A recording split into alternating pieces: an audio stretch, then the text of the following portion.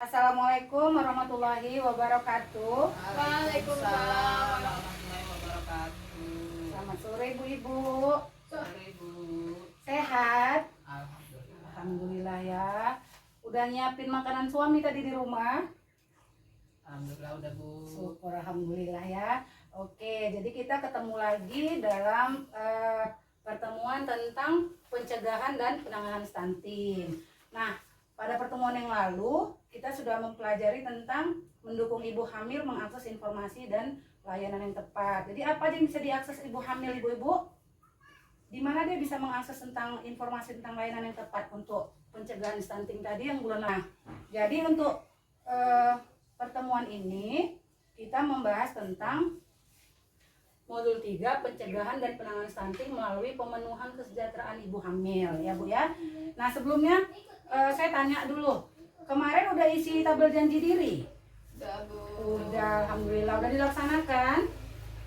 Udah, syukur ya. Jadi kita harus berkomitmen, harus kita ingin mencegah stunting ini. Bagaimana penanganannya kita harus dari diri kita dulu, harus kita penuhi dari diri kita dulu ya.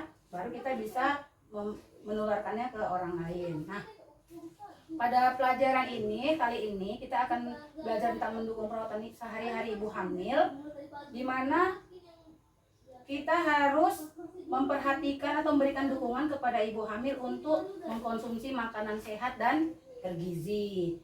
Ada yang hamil di sini? Ibu Icu lagi hamil ya? Iya Bu, lagi hamil muda. Oh, pantas agak lesu ya. Tetap semangat ya Bu ya. Lagi hamil muda. Jadi nah pas kali ini kita belajar tentang untuk mendukung perawatan sehari-hari ibu hamil karena ibu Icutnya lagi hamil. Jadi apa aja yang biasa ibu makan dan ibu minum selama hamil ini? Susu.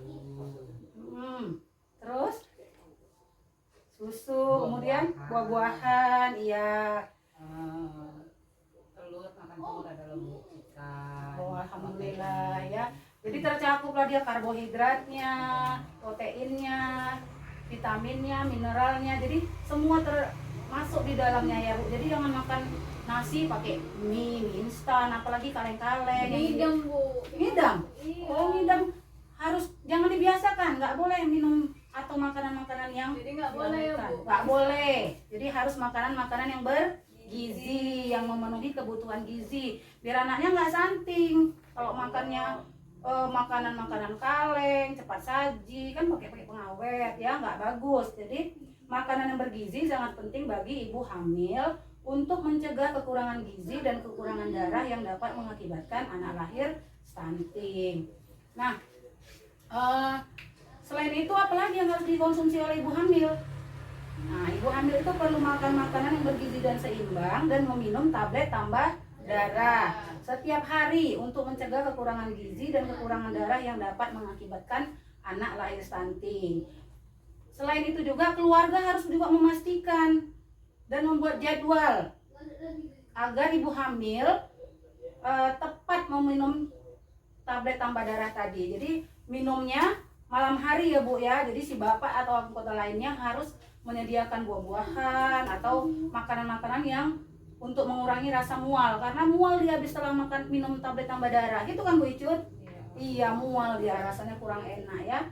Nah kemudian apalagi, keluarga juga dapat mendukung ibu hamil dengan menyusun menu makanan dan menemani ibu hamil saat makan. Suaminya nemenin Bu Dini? Enggak Bu, kerja. Oh kerja? Pulangnya malam. Pulangnya malam? Anaknya yang lain atau orang tuanya? Nikah muda Bu. Oh menikah muda, dia tinggal berdua sama suami aja masih? Iya. Iya, nanti kita bilangin pelan-pelan sama suaminya ya, ditemani kalau nggak bisa nemenin makan pagi, makan siang atau makan malam. Ya, baiklah. Jadi udah paham tadi Bu ya tentang makanan yang bergizi ya? Udah Bu.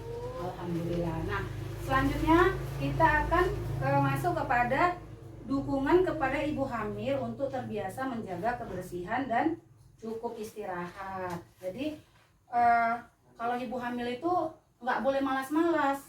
Jadi nanti mempengaruhi janin yang dikandungnya. Jadi kita harus rajin membersihkan diri untuk mencegah masuknya kuman-kuman penyakit yang bisa menyebabkan anak-anak lahir stunting. Jadi ibu hamil perlu menjaga kebersihan diri dan istirahat yang cukup untuk memastikan kesehatan ibu dan janin.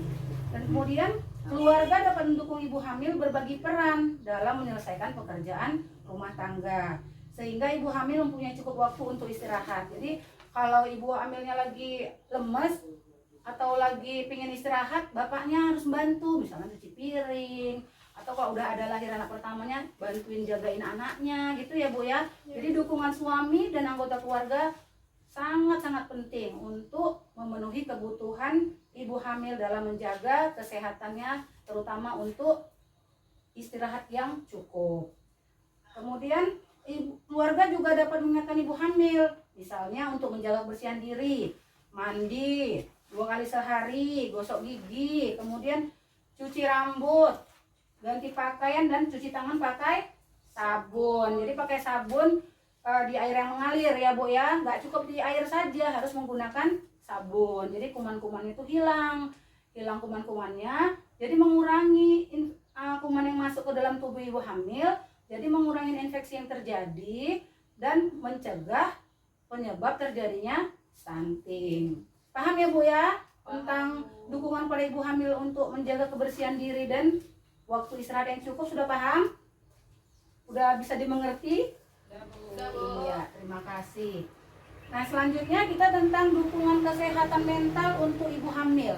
Nah, kalau ibu hamil Bu Icut, ada nggak perasaan-perasaan yang moodnya datangnya tiba-tiba nggak enak gitu? Ada nggak perasaan seperti itu selama hamil? Kepingin diperhatikan kalau seperti itu? Iya, jadi ada perasaan-perasaan negatif, ini bela-bela ya, pingin disayang-sayang, diperhatikan.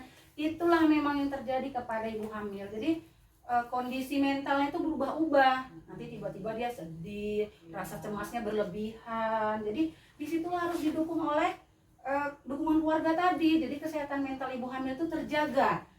Nah, bagaimana kita menjaga kesehatan mental ibu hamil?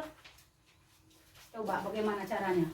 Kalau keluarga itu mendukung di rumah, kira-kira seperti apa yang selama ini dirasakan ibu-ibu? Membantu pekerjaan rumah lah, Bu. Membantu kerjaan rumah, kemudian